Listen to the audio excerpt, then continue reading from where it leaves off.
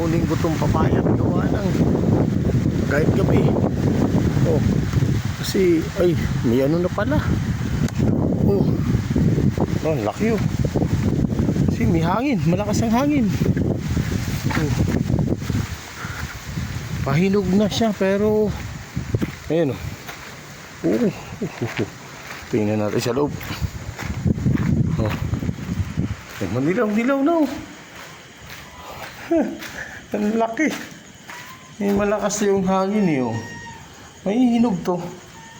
Ay, pero meron na siyang ano oh. Ay, anong tawag dito?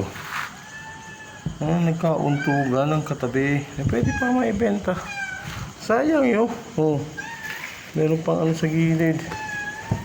So, gabi ko na nakuha at gawa ng hindi ko lang pinapansin. Lumalakas yung hangin eh. Okay, okay.